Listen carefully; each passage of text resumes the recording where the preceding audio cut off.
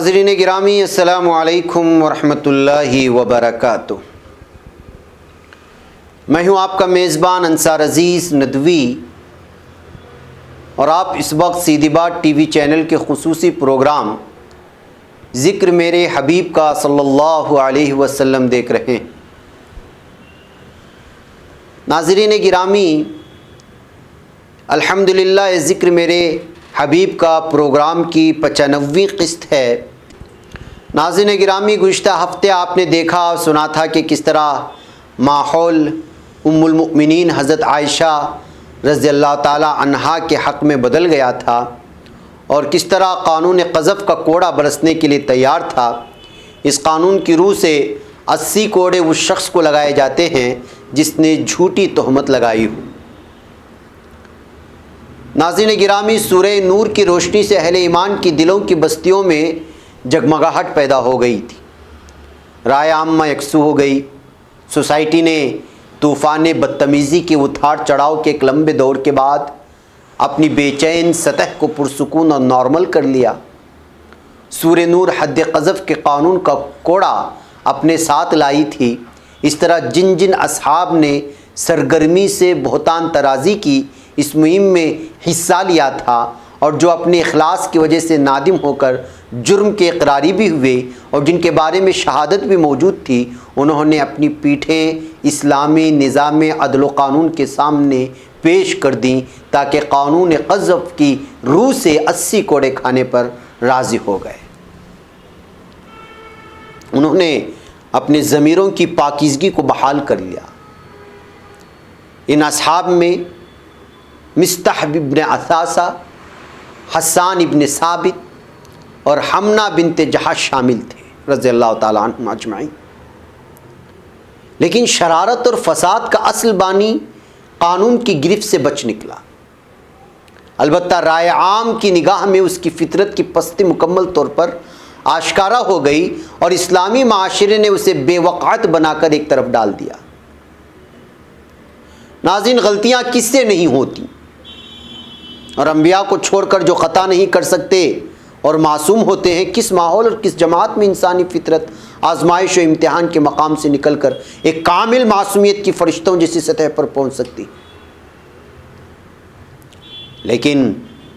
قصہ آدم کے دو متقابل کرداروں کی روشنی میں دیکھیں تو غلطی سرزد ہو جانے پر غلط کاری کرنے والے کے سامنے دو راستے کھل جاتے ہیں۔ ایک شیطان کا پسندیدہ راستہ، یعنی غلطی ہو جانے کے بعد آدمی اپنی غلطی پر ڈٹ جائے اور الٹا غصے میں آ جائے۔ دوسرا راستہ یہ کہ آدم علیہ السلام کی فطرت سلیم کا پسندیدہ راستہ،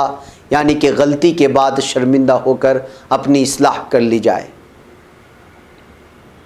چنانچہ عبداللہ ابن ابی اور اس کے ساتھی تو شیطان کے راستے کی طرف مڑ گئے،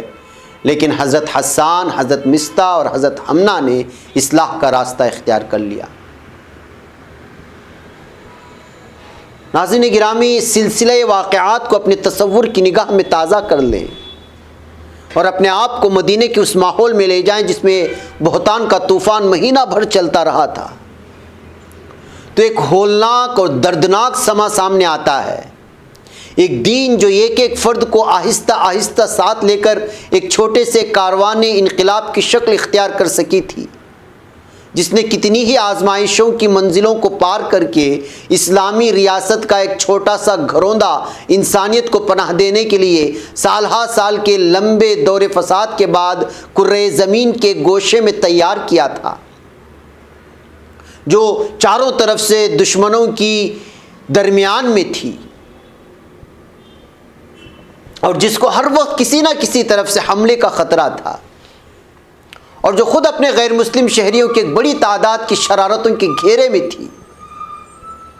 اس کے بالکل اندر سے اگر ایک تباہ کر دینے والا طوفان ابل پڑے تو اس سے بڑھ کر بے چینی کا کون سا موقع بے چینی اور اضطراب کا ہو سکتا تھا۔ لیکن قرآن نے سورہ نور کے الفاظ میں تسلی دلائی کہ گھبرانے کی کوئی بات نہیں، اسے اپنے حق میں نقصان یا ضرر کا سبب نہ سمجھو، یہ تو تمہارے لیے بھلائی کا ذریعہ ہے۔ اور حقیقت یہ ہے کہ اصولی و انقلابی تحریکوں کے لیے ذہنی شکست و ریخت کے ہنگامے خواہ باہر سے اٹھیں خواہ اندر سے، نتیجے کے لحاظ سے مزید فلاح کے و ترقی، تعمیر و اصلاح اور قوت و سطوت کا سامان بن کے رہتے ہیں۔ جس طرح اونچا مقصد رکھنے والے باصلاحیت افراد کے لیے زندگی کے حادثے ترقی میں معاون ہوتے ہیں، اسی طرح روح فکر و عمل رکھنے والی تحریکوں کے لیے مخالفتوں اور مزاحمتوں اور فتنوں کے ایسے طوفان استحکام اور ارتقاء کا وسیلہ بن جاتے ہیں۔ جس نظام جماعت میں نصب العین کا شعور کار فرما ہو، جس کا ایک اجتماعی ذہن بن چکا ہو، جس کا فکری و اخلاقی مزاج پختہ ہو چکا ہو، جس کے سر پر ایک فعال اور بیدار مغز لیڈرشپ بیٹھی ہو، اور جس میں فتنوں اور مخالفتوں کے ہر طوفان پر نظر رکھنے والے، طوفانوں کو تہ تک پڑھ لینے والے اور ان کے مقابل میں ہمت سے کھڑے ہو جانے والے مضبوط کارکن ہوں، اور کارکن موجود ہوں، اور جس کی رائے عام کسی فاسد نظریہ و اقدام کو اپنے دائرے میں چلنے نہ دے، ایسا نظام جماعت ہر مخالفت و شرارت سے بھی کچھ حاصل کر کے نکلتا ہے۔ چنانچہ پروپیگنڈے کے اس گندے طوفان کے موجوں سے بھی مدینے کی اس عظیم المرتبت اسلامی گروہ نے کئی پہلوؤں سے اپنے دامن میں خیر و فلاح کے موتی سمیٹے، اور اس سے نکلے تو پہلے سے زیادہ مضبوط اور پہلے سے زیادہ چاق و چوبند تھے۔ نیکی اور سچائی کی اس نورانی تحریک کے علمبرداروں کو انسانیت کی ان خطرناک اور بہت بڑا اثر رکھنے کمزوریوں کا علم براہ راست تلخ تجربے کے ذریعے ہوا، جس کا تصور بھی کسی خانقاہ میں بیٹھ کر نہیں کیا جا سکتا، اور نہ ان کا مقابلہ کرنے کے لیے انسانی سیرت کو تیار کیا جا سکتا ہے۔ جماعتی زندگی کی وہ کمزوریاں پوری طرح سامنے آ گئی جن میں سے معاشرے کو تہو بالا کر دینے والے مفاسد کا داخلہ ہوتا ہے۔ حضور اکرم صلی اللہ علیہ وسلم ان کے ساتھیوں کے سامنے اسلام کے ماننے والوں کے مختلف عناصر، نفاق کی بیماری میں گرفتار اور کمزور ایمان رکھنے والے لوگ، سطحی اور جذباتی مزاج رکھنے والے لوگ، نیک نیتی کے ساتھ کسی غلط رو میں بہہ جانے والے لوگ، اور دشمنوں کا شکار ہو جانے والے سادہ مزاج افراد سبھی الگ الگ نمایاں اور ممیز ہو گئے۔ خصوصیت سے نفاق کے شیطان نے جماعت کے اندر جو ایک الگ ٹکڑی منظم کر دی تھی، اس کے بارے میں پوری طرح وضاحت ہو گئی کہ وہ کہاں تک جا سکتی ہے۔ عملی تجربے کے میدان میں جماعت کے اندرونی ماحول کی ان کمزوریوں کے سامنے آ جانے سے وہ خاص ذہنی کیفیت پیدا ہوئی جس سے فائدہ اٹھاتے ہوئے ایک طرف نئی اخلاقی ہدایات دے کر تربیت کا انتظام کیا گیا، اور دوسری طرف ایسے معاشرتی احکام کا نفاذ کیا گیا جو گوناگوں مفاسد سے جماعت کو بچانے کا ذریعہ ہو سکتے ہیں۔ تیسری طرف نئے قوانین اور حدود تعزیرات پر مشتمل ایک کڑا ضابطہ نازل ہوا جو ہمیشہ کے لیے انسانیت کی اجتماعی فلاح و بہبود کا ضامن بنا۔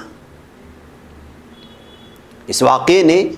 مدینے کی سوسائٹی کی ضمیر کو جھنجھوڑ دیا تھا،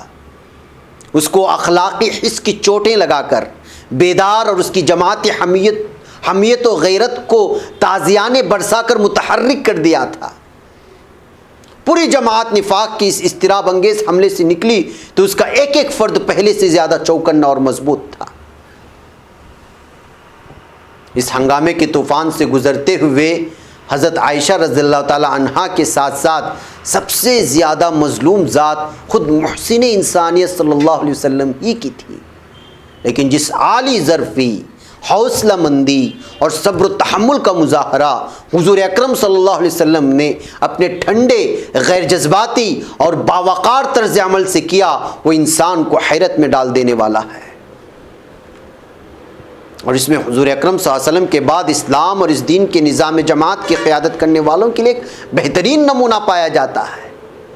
کتنے بڑے پیمانے کی تکلیف تھی جو سہنے والے نے محض اس قصور میں سہی کہ وہ دنیا انسانیت کو ایک نظام رحمت سے مالا مال کرنا چاہتا تھا، جو سارے انسانوں کے ناموس بچانے کے لیے اٹھا تھا، اسے زمانے نے صلا یہ دیا کہ خود اس کے ناموس پر گندگی اچھال دی۔ کوئی دوسرا اس چکر میں پڑا ہوتا تو یا تو مخالفین کو پیس کر رکھ دیتا یا پھر بیزار اور مایوس ہو کر گوشہ نشیں ہو جاتا، مگر وہ پیکر صبر عزیمت فرض کی راہ پر چلتا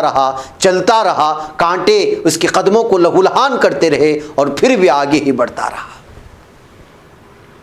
ناظرین گرامی، یہ تھا وہ نمونہ جس کو ہمیں اپنے سامنے رکھنے کی ضرورت ہے۔ ہم وقت بے وقت کس چیز پر جذباتی ہو جاتے ہیں اور کس طرح اپنے اخلاق و کردار کو لوگوں کے سامنے پیش کرتے ہیں، اس سمجھ میں نہیں آتا۔ بالخصوص ہمارے علماء کرام کو اس واقعے سے یہ چیز سامنے لے آنی پڑتی ہے اور سبق لینا پڑتا ہے کہ آج ہم اپنے ہی علماء کے سامنے دوسرے علماء کرام کو بدنام کرنے کی کوشش کرتے ہیں اور اپنا رویہ ایک بازاری شخص کی طرح سے اختیار کرتے ہیں جو کسی عالم دین کے لیے زیبا نہیں دیتا۔ اپنے اپنے گرہبان میں جھانکنے کی ضرورت ہے، مجھے بھی اور آپ کو بھی، اور اس واقعے کے حوالے سے ہم کو سمجھنے کی ضرورت ہے کہ کب ہمیں جذباتی ہونا ہے، کب ہمیں جذباتی نہیں ہونا ہے، کب کس کو کس طرح کا جواب دینا ہے اور کب کس طرح سے کس سے سوال کرنا ہے۔ بہرکیف ناظرین گرامی، یہاں وقت ہو چلا ہے، مجھے اجازت دیں، انشاءاللہ تعالیٰ پھر آپ لوگوں سے ملاقات ہوگی۔ السلام علیکم ورحمۃ اللہ وبرکاتہ۔ اللہ اللہ اللہ